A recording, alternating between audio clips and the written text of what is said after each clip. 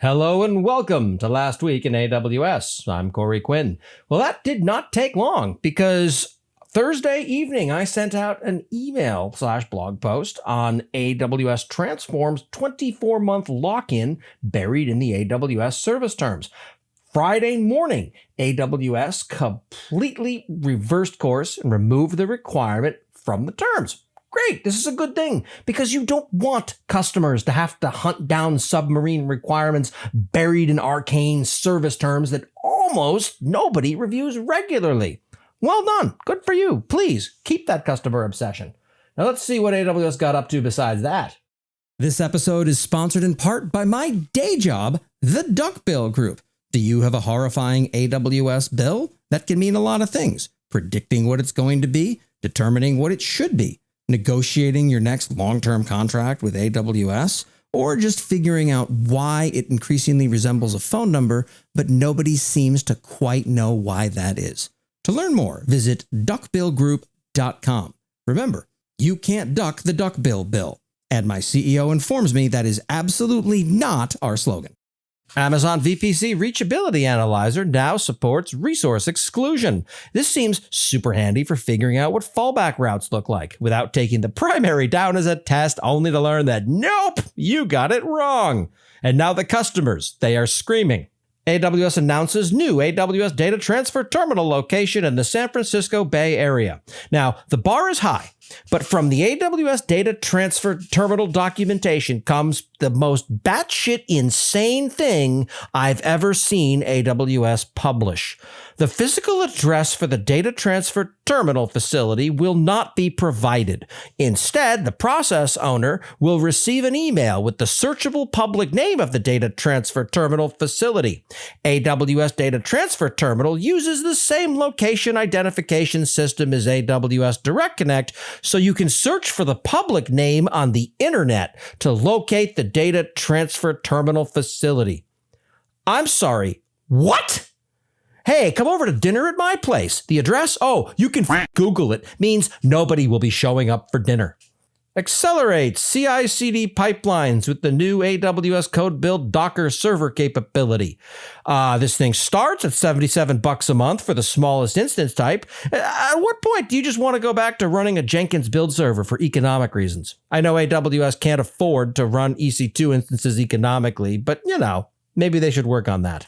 Accelerate the modernization of mainframe and VMware workloads with AWS Transform. AWS Transform is the rebrand of Amazon Q developer transformation capabilities in the hope that customers will actually pay attention if they use the phrase Amazon Q developer slightly less. New Amazon EC2 P6-B200 instances powered by NVIDIA Blackwell GPUs to accelerate AI innovations. Okay, let's cut to the chase here.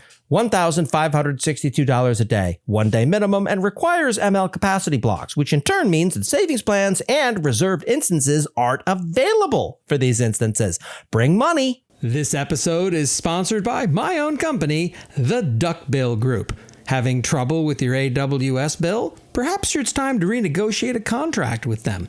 Maybe you're just wondering how to predict what's going on in the wide world of AWS. Well, that's where the Duck Bill Group comes in to help. Remember, you can't duck the Duck Bill, which I am reliably informed by my business partner is absolutely not our motto. Introducing Amazon Q Developer in Amazon OpenSearch service. It's pretty clear the order of operations has gotten twisted around somewhere. At this point, it's Amazon Q Developer that's getting support for various AWS services, rather than their framing of including whatever the hell expression of Q Developer a given service has now had foisted upon it. Amazon CloudWatch database insights applied in real scenarios, as opposed to the fake scenarios dreamed up by AWS marketing once they shoo the engineers who understand the product out of the room. Cost-effective AI image generation with PixArt Sigma inference on AWS Trainium and AWS Inferentia. Okay, why does every AWS AI image generation example or offering look like the state-of-the-art in 2023? I'm serious. I want an alternative to OpenAI's image offerings, but I can't find any that don't suck. United Airlines implements enterprise-wide resilience program with AWS. I fly United a lot, and this explains much about why their mobile experience has gotten significantly more durable over the past few years. Bringing more to the table, how Amazon S3 tables rapidly delivered new capabilities in the first 5 months. Bringing more to the table. Someone on the S3 team is entirely too satisfied with that headline, but let's table that for now. It's interesting watching the rapid evolution of S3 tables. I hope to do something with it soon once I wrap my head around what the hell it is and how I might use it for a problem that I have. And finally, understanding Amazon S3 client-side encryption options. You're going to need to do this if you want to be certain AWS can't read the data you stuff into S3. Do you need to worry about that? Well, that's up to you. I can't make that determination for you. And that's what happened last week in AWS. Please stick around. There's so much more.